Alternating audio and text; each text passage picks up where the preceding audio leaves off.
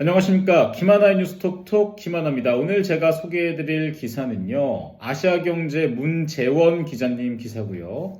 기사 제목 추경호 SVB 사태 여파 예측 어려워 시장 변동성 확대 가능성이라는 제목의 기사입니다. 기사 소개해드릴게요. 추경호 경제부총리 겸 기획재정부 장관은 미국 실리콘밸리은행 파산 사태와 관련해 현 시점에서 사태 여파를 예측하기 어렵다며 관계기관 합동 점검 체계를 24시간 가동해 국내외 시장 상황을 철저히 모니터링하겠다고 강조했습니다. 추 부총리는 이날 서울은행 회관에서 비상거시경제금융회의를 열고 정부는 높은 경각심을 갖고 상황을 예의주시해 나가겠다며 이같이 밝혔습니다. 회의에는 추 부총리 외에 김주현 금융위원회 위원장, 이복현 금융감독원장, 이승헌 한국은행 부총재, 최상목 경제수석이 참석했습니다. 이창용 한은총재는 국제결제은행 총재회의 참석을 위한 스위스 출장으로 참석하지 못했습니다.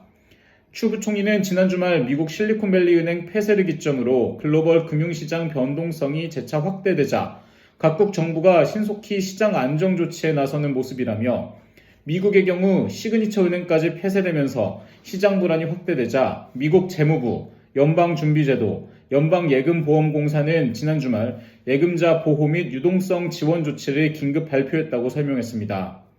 그러면서 이번 사태는 높은 수준의 인플레이션 대응을 위한 고강도 금융긴축이 지속되면서 취약 부문의 금융불안이 불거져 나온 경우라며 현 시점에서 사태 여파를 예측하기 어렵다는 점에서 정부는 높은 경각심을 갖고 상황을 예의주시해 나가겠다고 강조했습니다.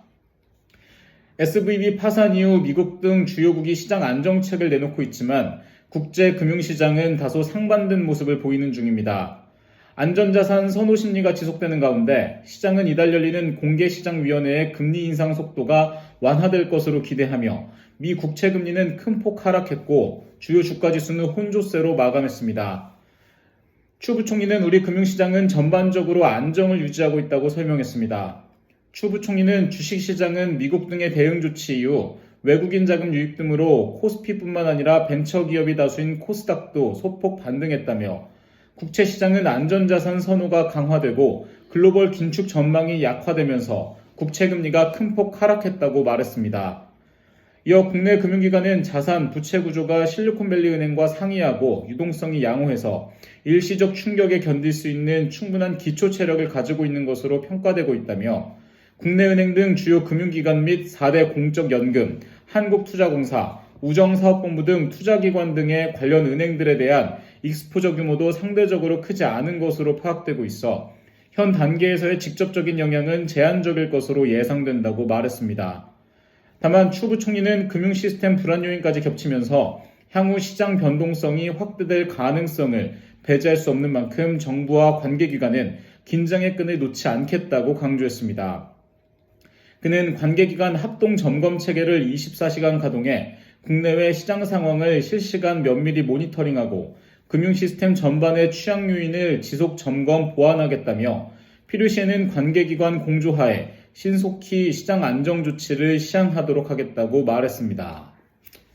이제 지난 주말 미국 실리콘밸리 은행이 이제 파산해서 엄청난 뱅크런이 일어났고 그게 이제 다른 나라도 아니고 미국이었고 실리콘밸리 은행이 미국에서도 은행 순위 20위 안에 드는 그래도 적지 않은 규모의 은행이다 보니까 특히 이제 실리콘밸리 쪽의 기업들이 많이 도산을 할 수밖에 없는 지금 상황에 처해 있다고 해요. 뭐 얼마나 구제가 될지 모르겠지만 우리나라에서도 IMF나 2008년 금융위기처럼 좀 어려워지는 거 아니냐 이런 생각도 있는데 뭐 진짜 우리나라의 기초 체력이 많이 탄탄해진 것 같습니다.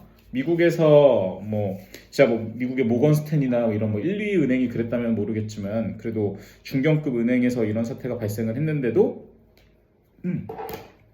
잘 버텨나가고 있고 심지어 주가도 안정적으로 계속 지금 현재 상황을 막 대폭으로 하락하거나 그러지 않고 오히려 소폭 상승하는 그런 모습을 보이고 있고요. 기초 체력이 많이 튼튼해진 것 같습니다.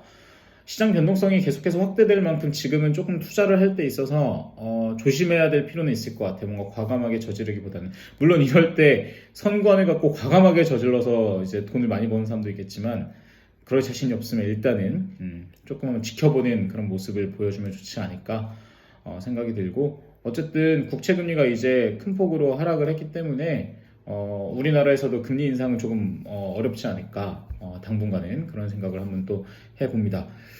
지금까지 김원아였습니다.